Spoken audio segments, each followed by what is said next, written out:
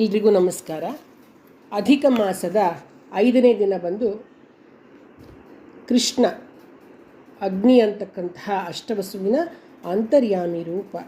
ಕರ್ಷತೀತಿ ಕೃಷ್ಣ ಅಂದರೆ ಆಕರ್ಷಣಕ್ಕೆ ಒಳಪಡ್ತಕ್ಕಂಥವನು ಅಂತ.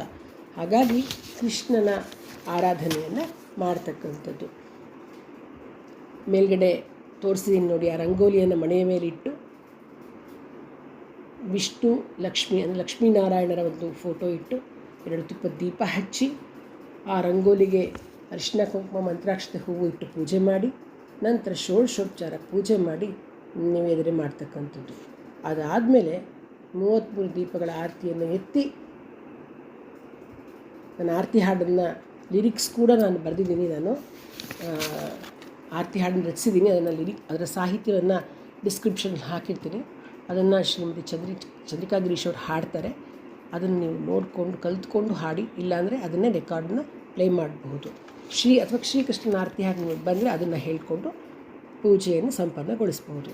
ಇನ್ನು ಪಂಚಮಿ ದಿವಸ, ಈಗ ಅಂದರೆ 5ನೇ ದಿನ ಅಂತ ಹೇಳಿದ್ಮೇಲೆ ಅವತ್ತು ಏನು ದಾನ ಕೊಡಬೇಕು ಮುತ್ತೈದೆಗೆ ಅಂತಂದರೆ, ಪ್ರತಿನಿತ್ಯ ಹೇಗೆ ನಾನು ಆಗಲೇ ಹೇಳಿದೆ, ವಿಳ್ಯದೆಲೆ, ಅಡಿಕೆ, ದಕ್ಷಿಣೆ, ತಾಂಬೂಲ, ಹಣ್ಣು, ಬಳೆ ಬಿಚ್ಚಾಲೆ, ರವಿಕೆ ಕಣ, ಬೆಲ್ದೆಚ್ಚು, ಅರಿಶಿನ ಕುಂಕುಮ, ಪೊಟ್ನ, ಇಷ್ಟು ಕಂಪಲ್ಸರಿ. ಇದ್ರ ಜೊತೆಗೆ ಅಕ್ಕಿ ಇಡಬೇಕು. ಎಲೆ ಅಡಿಕೆ ದಕ್ಷಿಣ ಇಟ್ಟಿರ್ತೀರ ನೀವು, ಅಕ್ಕಿಯನ್ನು ಇಡ್ತಕ್ಕಂಥದ್ದು ಮಾಡಬೇಕು 5ನೇ ದಿವಸ, ಪಂಚಮಿ ದಿವಸ. ಅದು ಶ್ರೇಷ್ಠವಾಗಿರ್ತಕ್ಕಂಥದ್ದು.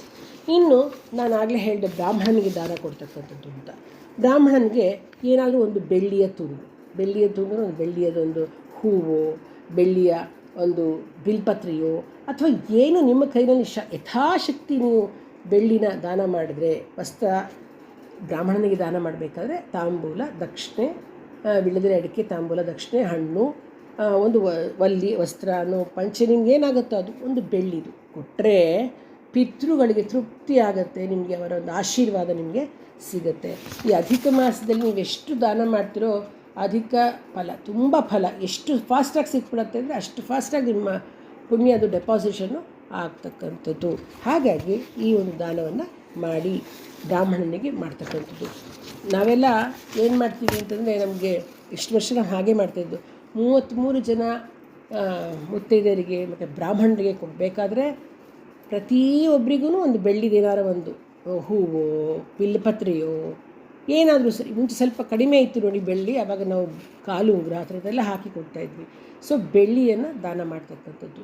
ಈಗ ಬೆಳ್ಳಿಯ ಬೆಲೆ ತುಂಬ ಜಾಸ್ತಿ ಆಗಿದೆ. ಹಾಗಾಗಿ ಬ್ರಾಹ್ಮಣನಿಗೆ ಒಂದು ಬೆಳ್ಳಿ ದಿನ ಒಂದು ದಾನ ಮಾಡ್ತಕ್ಕಂಥದ್ದನ್ನು ಮಾಡಿ ಒಳ್ಳೆಯದಾಗುತ್ತೆ.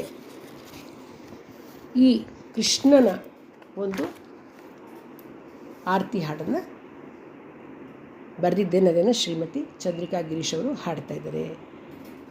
ಧನ್ಯವಾದಗಳು.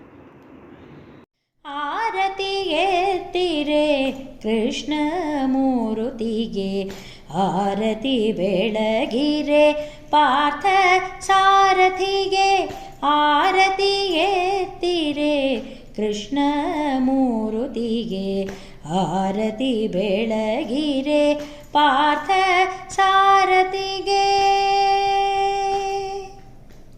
ಮಥುರೆಲಿ ಜನಿಸಿದ ಮುಕುಂದನಿಗೆ, ದೇವಕಿ ವಸುದೇವರ ವಾಸುದೇವನಿಗೆ, ಗೋಕುಲದಲ್ಲಿ ಬೆಳೆದ ಗೋವಿಂದನಿಗೆ, ಯಶೋದೆ ನಂದರ ಮುದ್ದು ಕೃಷ್ಣನಿಗೆ, ಪೂತನಿ ನಾಶಕ ಬಾಲ ಕೃಷ್ಣಗೆ, ಕೇಶಿಯ ಹರಿಸಿದ ಕೇಶವಗೆ, ಹಕ್ಕಿ ರೂಪದ ಬಕಾಸುರನ ವಧಿಸಿದ ಉರಗ ರೂಪದ ಅಘಾಸುರನ ಮರ್ದಿಸಿದವಗೆ, ಆರತಿ ಬೆಳಗಿರೆ ಕೃಷ್ಣ ಮೂರುತಿಗೆ, ಆರತಿಗೆ ತೀರೆ ಪಾರ್ಥ ಸಾರಥಿಗೆ.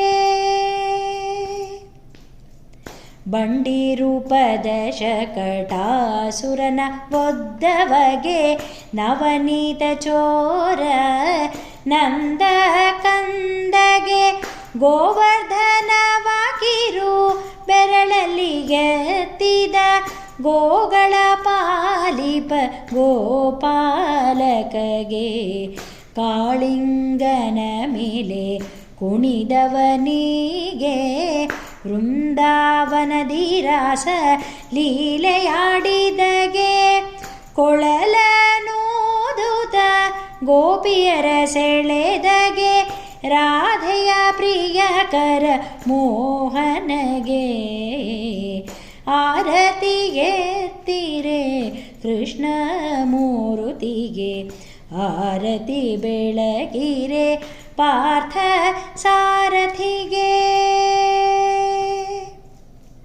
ಮಥುರೆಲಿ ಕಂಸನ ಕೊಂದವಗೆ ತಾತಗೆ ರಾಜ್ಯವ ಕೊಟ್ಟವಗೆ ಸಾಂದೀಪಿನಿ ಮುನಿಯ ಪ್ರಿಯ ಶಿಷ್ಯನಿಗೆ ಸುಧಾಮ ಸಖನಾದ ಬಡವರ ಬಂಧುಗೆ ರುಕ್ಮಿಣಿಯ ಪ್ರಿಯ ಅರಸನಿಗೆ ಸತ್ಯಭಾಮೆಯ ಒಡೆಯನಿಗೆ ನರಕಾಸುರನ ಕೊಂದವಗೆ ಬಾಣಾಸುರನ ಸಂಹಾರಕಗೆ ಆರತಿಗೆತ್ತಿರೆ ಕೃಷ್ಣ ಮೂರುತಿಗೆ ಆರತಿ ಬೆಳಗಿರೆ ಪಾರ್ಥ ಸಾರಥಿಗೆ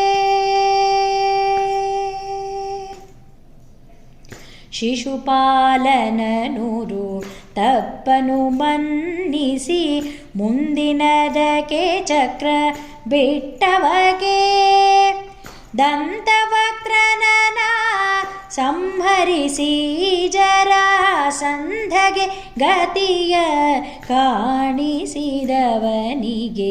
ದ್ರೌಪದಿ ಮಾನ ಸಂರಕ್ಷಕಗೆ ಪಾಂಡವರ ಹಿತವ ಬಯಸಿದಗೆ ವಿನಾಶ ತಡೆಯಲು ದೂತನಾದವಗೆ ಪಾರ್ಥಗೆ ಸಾರಥಿಯಾದವಗೆ ಪವಿತ್ರ ಗೀತೆಯ ಬೋಧಿಸಿದವನಿಗೆ ಧರ್ಮ ಸಂಸ್ಥಾಪನೆ ಮಾಡಿದವನಿಗೆ ಕೃಷ್ಣನ ಅನುಗ್ರಹ ನಮಗಿರಲಿ ಎಂದು ಕೃಷ್ಣನ ಅನುಗ್ರಹ ನಮಗಿರಲಿ ಎಂದು ಮುತ್ತು ರತ್ನದ ಆರತಿ ಬೆಳಗಿರಿಯಿಂದು ಮುತ್ತು ರತ್ನದ ಆರತಿ ಬೆಳಗಿರಿಯಿಂದು ಆರತಿ ಬೆಳಗಿರೆ ಕೃಷ್ಣ ಮೂರುತಿಗೆ ಆರತಿ ಎತ್ತಿರೆ ಪಾರ್ಥ ಸಾರಥಿಗೆ ಕೃಷ್ಣ ಮೂರುತಿಗೆ ಪಾರ್ಥ ಸಾರಥಿಗೆ ಕೃಷ್ಣ ಮೂರುತಿಗೆ ಪಾರ್ಥ ಸಾರಥಿಗೆ. ಹರೇ ಶ್ರೀನಿವಾಸ.